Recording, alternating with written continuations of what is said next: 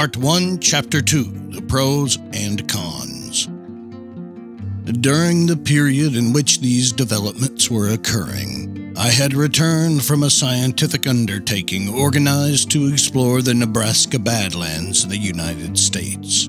In my capacity as assistant professor at the Paris Museum of Natural History, I had been attached to this expedition by the French government.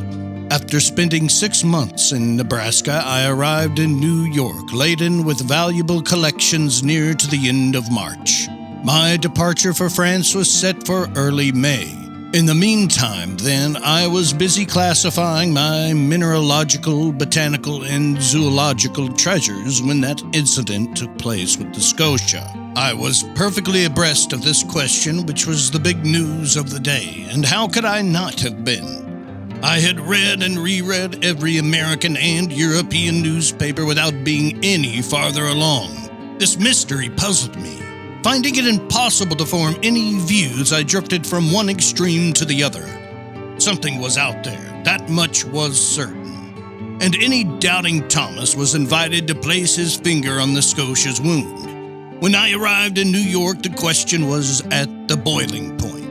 The hypotheses of a drifting islet or an elusive reef put forward by people not quite in their right minds was completely eliminated. And indeed, unless this reef had an engine in its belly, how could it move about with such prodigious speed? Also discredited was the idea of a floating hull or some other enormous wreckage, and again because of this speed of movement. So only two possible solutions to the question were left, creating two very distinct groups of supporters. On one side, those favoring a monster of colossal strength. On the other, those favoring an underwater boat of tremendous motor power. Now then, although the later hypothesis was completely admissible, it couldn't stand up to inquiries conducted in both the New World and the Old. That a private individual had such a mechanism at his disposal was less than probable. Where and when had he built it?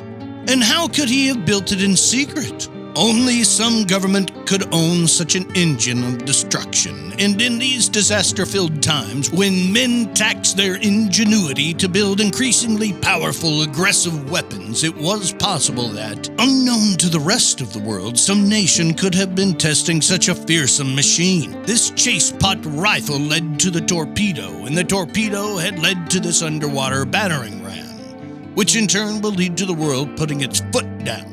At least I hope it will. But this hypothesis of a war machine collapsed in the face of normal denials from the various governments.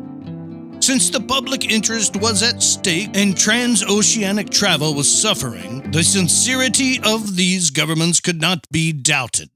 Besides, how could the assembly of this underwater boat have escaped public notice? Keeping a secret under such circumstances would be difficult enough for an individual, and certainly impossible for a nation whose every move is under constant surveillance by rival powers. After inquiries conducted in England, France, Russia, Prussia, Spain, Italy, America, and even Turkey, the hypothesis of an underwater monitor was ultimately rejected. And so the monster surfaced again, despite the endless witticisms heaped on it by the popular press, and the human imagination soon got caught up in the most ridiculous ichthyological fantasies. After I arrived in New York, several people did me the honor of consulting me on the phenomenon in question. In France, I had published a 2-volume work, in quarto, entitled The Mysteries of the Great Ocean Depths. Well received in scholarly circles, this book had established me as a specialist in this pretty obscure field of natural history. My views were in demand, as long as I could deny the reality of the business. I confined myself to a flat, no comment. But soon, pinned to the wall, I had to explain myself straight out. And in this vein, the Honorable Pierre Aronnax, professor at the Paris Museum, was summoned by the New York Herald to formulate his views no matter what. I complied. Since I could no longer hold my tongue, I let it wag. I discussed the question in its every aspect, both political and scientific. And this is an excerpt from the well-padded article I published in the issue of April 30.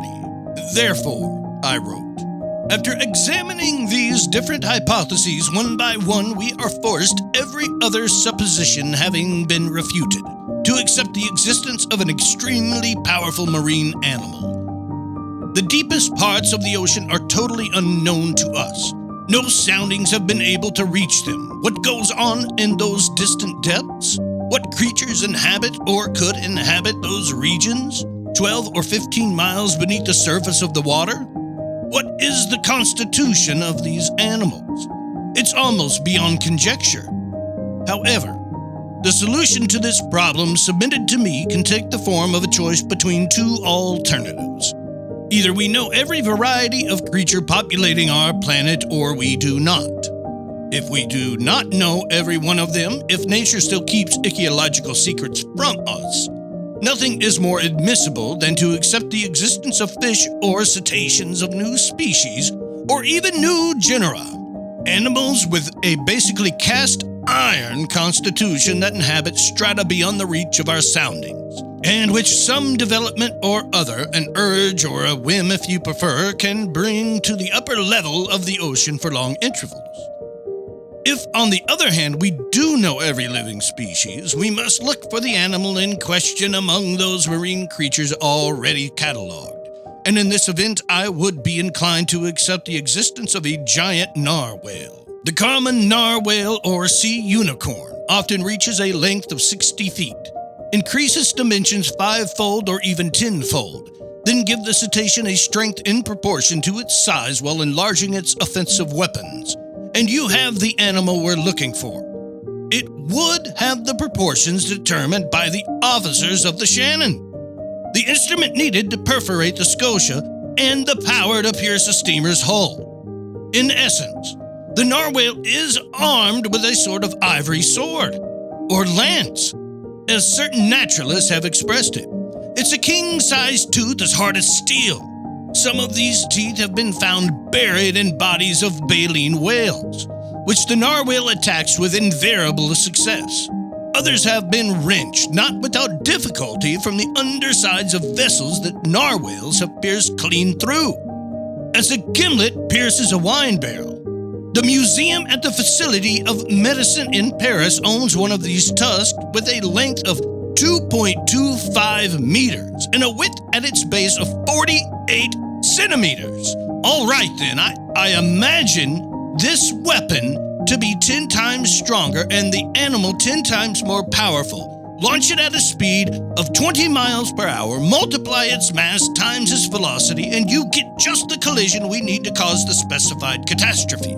So until information becomes more abundant, I plump for a sea unicorn of colossal dimensions, no longer armed with a mere lance, but with an actual spur, like ironclad frigates or those warships called rams, whose mass and motor power it would possess simultaneously.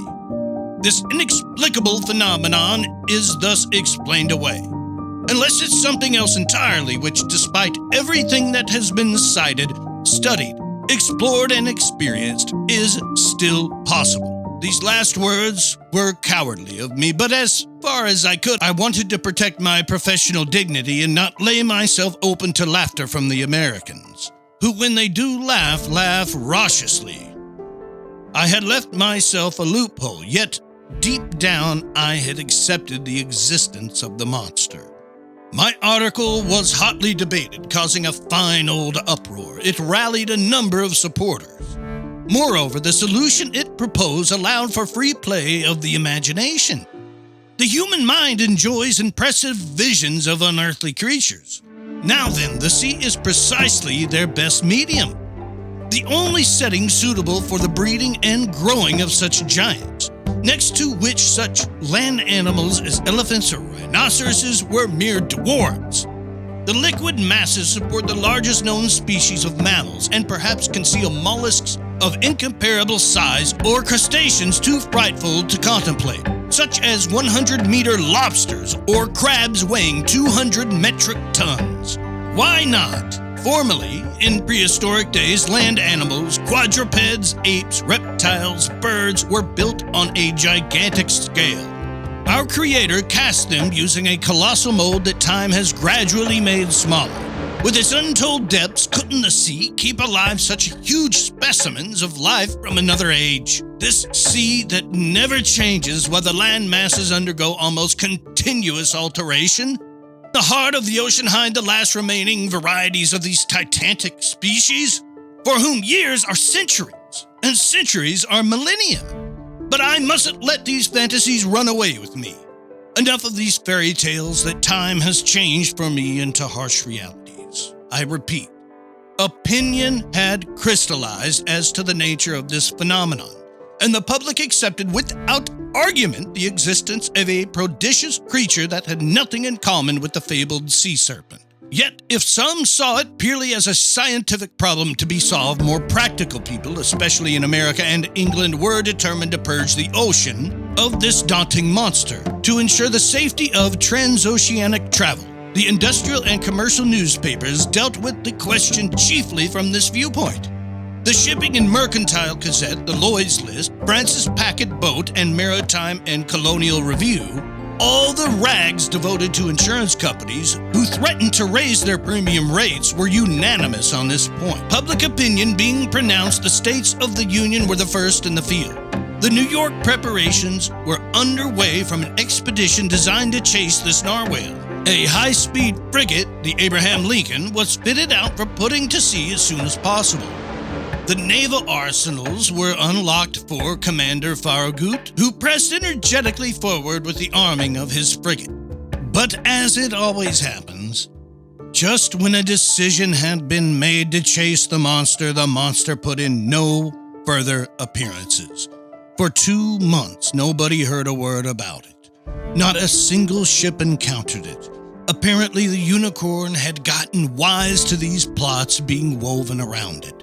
People were constantly babbling about the creature, even via the Atlantic cable. Accordingly, the wags claimed that this slippery rascal had waylaid some passing telegram and was making the most of it. So the frigate was equipped for a far-off voyage and armed with fearsome fishing gear, but nobody knew where to steer it. And impatience grew until on June 2nd, word came that the Tampico, a steamer on the San Francisco line sailing from California to Shanghai, had sighted the animal again, 3 weeks before in the northerly seas of the Pacific. This news caused intense excitement. Not even a 24-hour breather was granted to Commander Farragut. His provisions were loaded on board. His coal bunkers were overflowing. Not a crewman was missing from his post. To cast off, he needed only to fire and stoke his furnace. Half a day's delay would have been unforgivable, but Commander Farragut wanted nothing more than to go forth. I received a letter 3 hours before the Abraham Lincoln left its Brooklyn pier. The letter read as follows. Author's note. A pier is a type of wharf expressly set aside for an individual vessel.